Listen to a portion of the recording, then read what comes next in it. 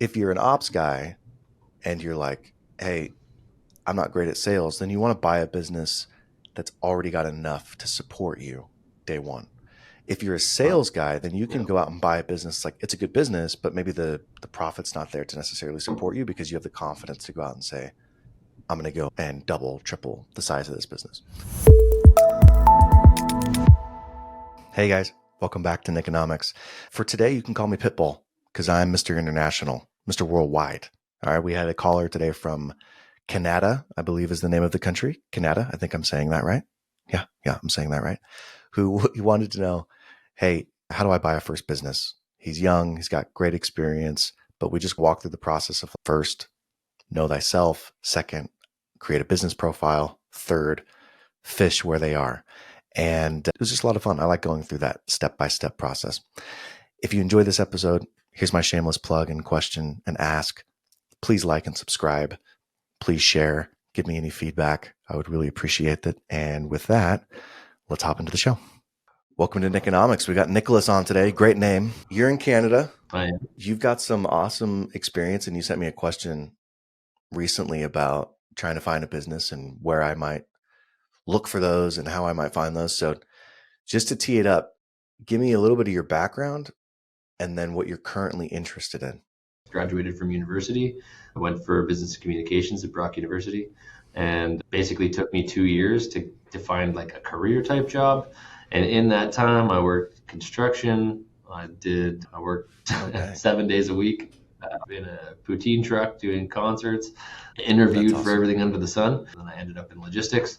Fast forward over the last 10 years, I've had a number of jobs. I did sales support, top three global forwarder, did some trucking for an American company for anywhere. I think that was between 2 and 3 years. The general feeling is you've got a broad history. You've got a lot of history, and you're coming to the point where you're interested in buying a business. And so you're trying to figure out how you do that. Yeah, essentially. Okay, Yeah. cool. Buy or start.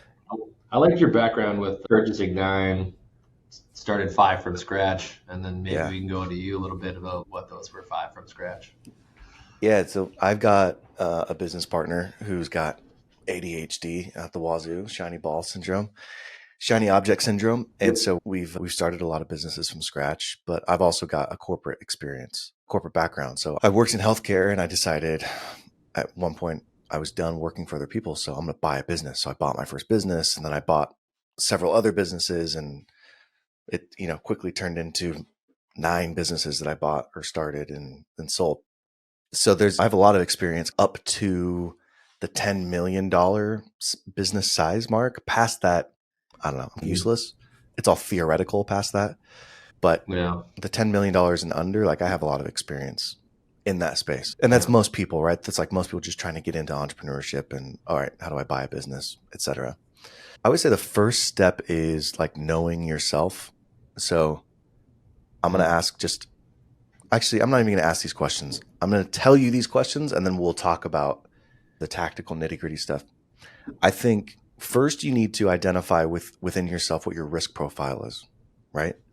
Are you Mhm. somebody who likes to put it all in black, or are you somebody who have a wife and kids and you're like, and a mortgage and you're like, I can't miss on whatever I'm going to do next. So I think thinking that through really shapes what kind of business you're going to start or buy. I also don't know Canada exceptionally well. In the United States, we have this program called the SBA, Small Business Administration, where we can purchase Yeah. businesses and they allow us with better terms to purchase these businesses. But I don't know if Canada has the same type of opportunity. So that may be potentially a limiting factor. The second question I would ask yourself is like capital. How much capital do I have? Not just to buy the business, Mhm. but as a cushion. So let's say you're looking at $1 million business and you've got to put 20% down. You need at least $200,000, of course. But you probably also need to plan for a year of cushion in there. So if you make $100,000 a year right now, you probably want to have another $100,000 just sitting there just in case. So really, it's not the $200,000 you need down; it's probably $300,000 you just need to have. And the $200,000 could be outside investors that come in to help you purchase that business, but you just want to think about having that cushion when it comes to capital. The next two, I think, are the ones that help you decide the business first. Your personal experience. It sounds like you've got a ton of experience.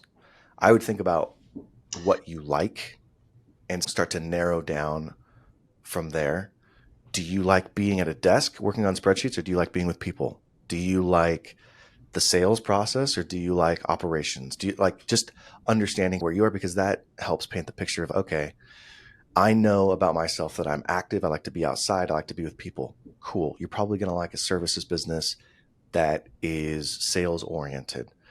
Or if you know that you just like to be sitting behind a desk and a computer, cool.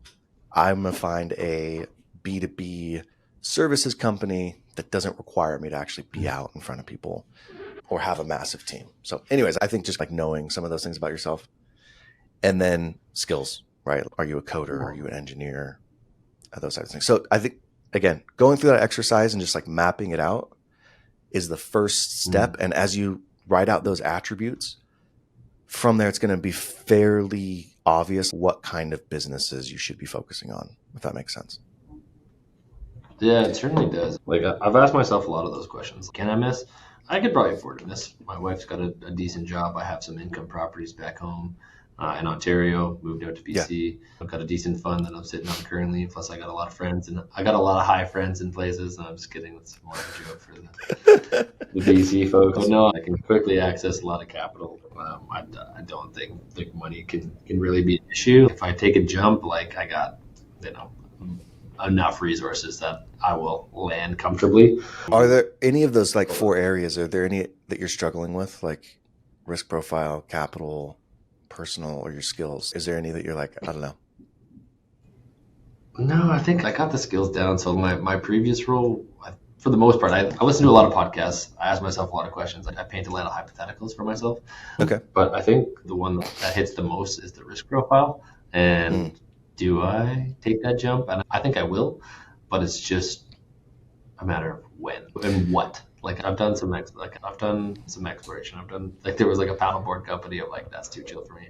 I've done like a brewery. I was like, nah, I don't want to be doing that all day.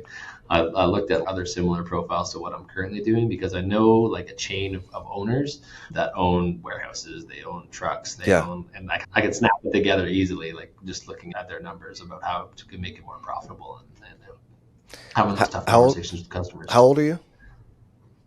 Me, I'm 32. January 33 in June. Any kids? No. Okay, so 2.5-year-old. Oh, okay. You have one child. So you're young, Right. and your kids are young, right? So if you go bankrupt, there's time to come back from that. I'm not saying you're going to go bankrupt, but Yeah. you're not 20s with no kids and no mortgage. You have a little bit of not a little bit. You have responsibilities. So I think being thoughtful about that approach. Are you a sales guy, or are you an ops guy? Absolutely. So I'm actually a bit of both, and that answers the question. So I'll give the background to that. So I took a number of courses, worked in operations, but then went out to sales. What I was going to say is if you were an ops guy, then I would say go for a little bit bigger of a business, right? $500,000 in EBITDA is probably going to be the baseline for an ops guy because they need a business that can support them right away. For the year? Whereas, say again? EBITDA for the year? Yeah. Or the month? No, for the year. Okay. Now you're bringing up a whole other question. The way you answered that has me curious. Yeah. But what I'm trying to say is like, if you're an ops guy and you're like, hey, I'm not great at sales, then you want to buy a business that's already got enough to support you day one. If you're a sales guy, then you can go out and buy a business like it's a good business, but maybe the profit's not there to necessarily support you because you have the confidence to go out and say, I'm going to go and double, triple the size of this business. Now, if $500,000 a year is too low for you and you're like, no, I want to buy a business with $6 million in yearly EBITDA, that's a totally different conversation, right? Like most people are looking at this and they're like, all right, I want to get in. I'm buying a small business. Small business is usually going to be $1 million a year in EBITDA or less. So you're looking for a larger range than that? That's where I see the sweet spot. That's awesome. It's just different when you become the business owner. Managing a segment versus managing and like owning the business are just different. Yeah. Before I bought my first business, I managed segments that were $30 million a year in revenue. And so it gave me really good perspective and it gave me really good experience managing operations. But there was Yeah. still a ton of things that I didn't know, like getting your insurance lined up, like your payroll processors, our banking and our credit card lines and our lines of credit. And I'm trying to think of our ERP systems, the IT setups, like all of that stuff I had never done before. So while I had the experience managing people and products and sales and all that stuff, like the guts, the administrative functions were just new to me. So it's not rocket science. It's not incredibly difficult, but there will be a learning curve when you go and buy your first business. So what I would recommend is to go and find a business, not necessarily swinging for the fences, but to get your feet wet, get some experience. And then business number 2, the acquisition, can be like, okay, cool. I know what I'm doing. Now I'm gonna level up to that next thing. Okay, here I'm gonna ask you some rapid fire questions. Do you know like what geography you want it to be in? Yeah, I'm thinking that I'm going to be in BC at least. Okay, cool. Do you have an idea of a size? Yeah, I'm thinking like probably a team of like 10 to 20 people max because I like 10 to 20 that. people. I like that small environment. What Because there's about too what many about things to revenue? manage with. What about revenue and profit? Do you have any idea of what size business? Thinking about like revenue, like maybe something around like 35, 40 mil, and then profit around like 6-ish Okay. mil. So do you know what? Okay. But is that Do more you, in the bigger shot though? oh, it's a big shot. Yeah. Yeah, yeah, yeah. But if you're saying 10 to 20 employees and you're doing 35 to 40 million, Yeah. those are going to be very specific businesses. So do you know what kind of business that you're looking for?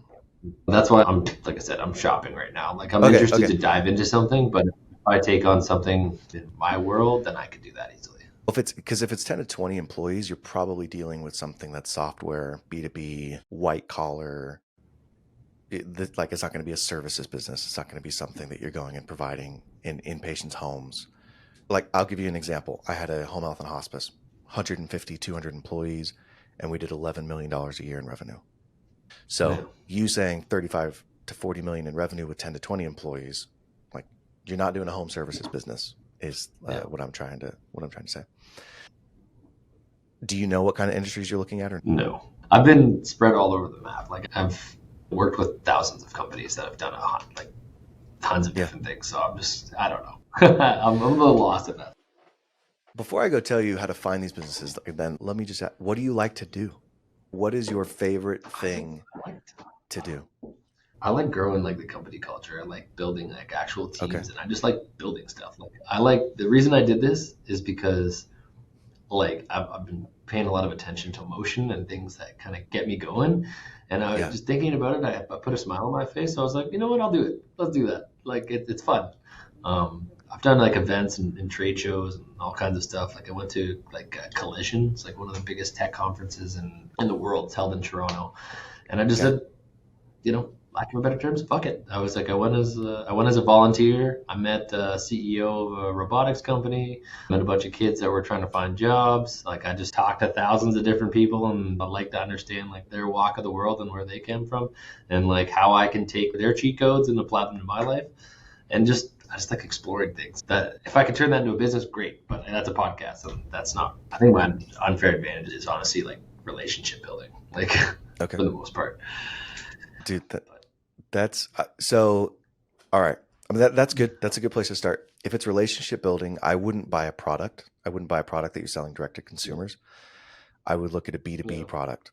That could be a SaaS or it Yeah. could be a physical product. But you need to be in a space where you can go and build a relationship with one person and that one can turn into hundreds of sales. So you're selling into Mm-hmm. enterprise opportunities. So I would stay away from the products of direct to consumer. I would look at B2B.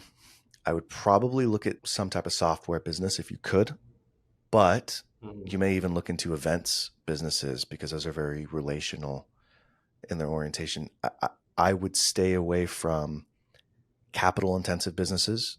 So construction, manufacturing, unless you have a real passion for those, but I would stay away from those. Those are expensive, they're capital intensive. And then I would look for businesses that are close to you. I wouldn't look for a business that's remote. You could make it work. I'm not saying you couldn't make it work, but If your superpower is your personality and your relationships and your ability to forge those and keep people together, then you need to find a business that's close enough to you that you can go in every day and run, and then that you can go to the customers in the community or in the wherever you are and like in person meet with them. So, That's spot on. That's oh honestly spot on. Like this, just the way that I've even organized myself in my role, being close to the business, like yeah, that even told me a little bit more about myself just from an outsider perspective, like you, for awesome. example. So no, that's That's cool. awesome. That's cool. So, Yeah, like, just knowing those little things about yourself, I would narrow it. I'd be like, okay, this is the geography because these are the places I'm willing to move, or this is the place where I currently live. These are the types of yeah, industries. All right, B2B software. I would adjust your size. I wouldn't just say $6 million in EBITDA or bust. You yeah, could do that. I'm not saying you shouldn't look for those types of businesses, but I would look probably $1 million or less. And here's yeah, why: if you're going to buy a business that's doing $6 million a year or more in EBITDA, they're going to be more yeah. expensive. And I don't mean they're going to cost more money because that's a no brainer, right? Of course, it's going to cost more money. What I Yeah. mean is the multiple that you're paying for that business is going to be more.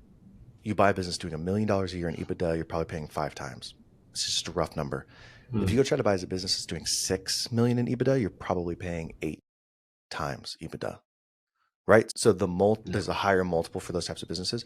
So I would, if you're that confident in your ability to build a team and to scale, I would buy something with a lower Mm. multiple that's cheaper, and then grow into the $6 million EBITDA number, because you're gonna add value, right? Like oh cool, I spent 5 million to buy a $1 million in EBITDA business.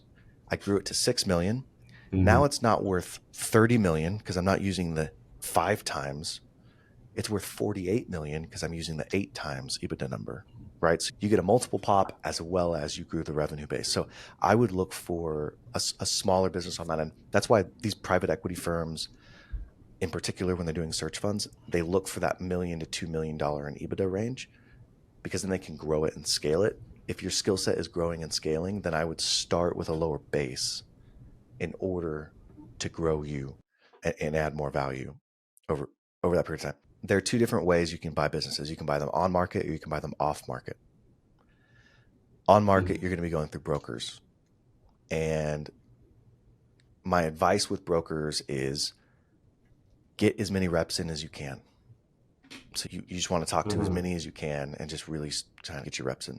Once you've decided, okay, here are the geographies, here's the type of businesses, here's the size of businesses, then I would start looking for specific brokers that represent those types of businesses. So there's one of two ways you can, with brokers, there's a couple ways you can do it. One, you can look geographically. You can say, oh, okay, I want to find Mhm. all the brokers in BC or all the brokers in Vancouver, right? Because brokers don't necessarily cover the whole state. That they're probably a smaller geographic region like Vancouver. So you can look at geographically, or you can say, all right, I'm going to look for brokers in the educational software industry. So there are geographic brokers, but then there are also industry specific brokers that are just experts in medical billing, or they're just expert in construction selling, or they're just experts in whatever industry. So I would start looking for those types of brokers first. And maybe sometimes you have some that overlap, that it's like, oh, he's a tech broker that specializes in Vancouver tech businesses, but those are just very rare. So you're going to have to look for brokers in geographically and then business specific areas. So I would just start Googling and looking for brokers in those areas. The second thing that I would do is I would go to a bank and I would say, look, I'm trying to buy a business. I want you to I did pre-qualify that. me. You did that? Yeah. Oh, Yeah. awesome. What did they qualify you up to? Yeah. A loan, $4.5 million loan? Perfect. Perfect. Yeah, yeah. Okay. So perfect. Now you have this letter. And so when you go to these brokers, you can say, hey, look, my name's Nicholas. These are the types of businesses that I'm trying to buy. The bank's already approved me up to this limit. You're showing them that Yeah. you're serious, right? Because brokers get a ton of tire kickers. But you're showing them now, I'm somebody that you should work with to look for a business. And then you explain Mhm. them, explain to them exactly what you want. This is the size of business. This is the industry. This is the geography. This is the number of employees. Here's the bank letter that I have. It's going to make your process just way easier to go through. Yeah. So that's the broker route. And then I would choose one or two brokers that you like and just build a good relationship with them. It's almost like a pipeline methodology where we're slowly coming down the pipe. Yeah.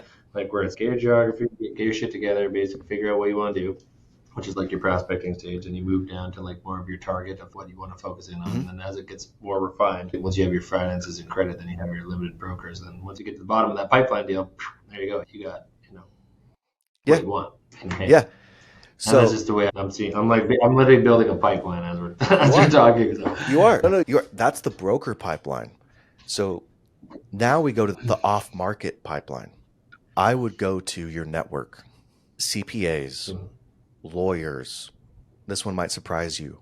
Pastors, anybody who has relationships with high net worth individuals that knows who is coming up to retirement. And if you go to those individuals and you say, hey, look, I'm trying to buy a business, and not just the pastors, the CPAs, the lawyers that are doing estate planning, they're doing tax planning, and you're like, hey, look, I'm trying to buy a business. This is my background. This is the type of business I'm looking for. They're going to know who's potentially coming up to retirement and looking to sell. Now, that's a longer sales cycle than going to the broker, because the brokers, already have a business that's on market. These guys are probably going to be a little bit longer of a sales cycle. Maybe you catch one of them who's ready to sell right then. But I just had somebody who I talked to 3 months ago, and I told them this strategy, and they're under LOI for a business right now because they went to one of their CPAs. Like, it works. I know that it works. But I would just start thinking about like your network and, okay, who might I know that might be retiring, or who might I know that might know someone who might be retiring, and then start reaching out. I think what you're going to find is that you're almost there. Like, you're really smart. You have really good experience. You know what you want. But as you refine that, as you like dial in, okay, I'm actually looking for a business that does $1 million a year in software sales, B2B, with an owner that's retiring in Vancouver. All of a sudden, you're going to find you're getting a bunch of these types of inbound, right? Because you're being very specific and targeted with your approach. If you're scattered and you're just like, oh yeah, I don't care, I'll look at everything, it's very hard to filter. It's very hard to filter everything. But as you get specific, all of a sudden you have a conversation with a CPA that you're like, oh, hey, Brian, you're a CPA. Yeah, I'm a CPA. Here's the deal, man. I'm looking for a business to buy about $1 million a year in EBITDA, give or take. It's a B2B software business. Do you have anybody who's retiring? Like, in the Vancouver area? And like, you give them that specific, it triggers something. But if you're just like, oh, hey, Brian, do you have any businesses that are for sale? I don't know. I have 500 clients. They're like racking their brain. But when you get very specific, all of a sudden it triggers. If I were to narrow it down, I would say, as you're looking for a business, the first thing to do would be know yourself, know thyself. What's my risk profile? How much capital do I have? What's my personality like? What are my skills? Then once you know that, then you got to narrow it down and create the profile for the perfect business. Where is it? What's the size? What's the industry? Is it B2B? What kind of product or service? And then you can go to on market. Here are the brokers. And here, I'm going to start building a relationship with these types of brokers. And the off market, here are the CPAs. These are the businesses that I'm looking for. And then I promise you, if you do that in the next month or two, you'll probably have one or two very credible business opportunities that you're able to evaluate. You may not buy it, but it'll be a business that is legit. I hope it was helpful, and let me know how it goes. No, it's definitely helpful. I'll keep you in the loop, and it was a good chat. Sweet. So stay in touch. Same, man. All right, we'll talk later. See ya. All right, take it easy. Ciao. Bye.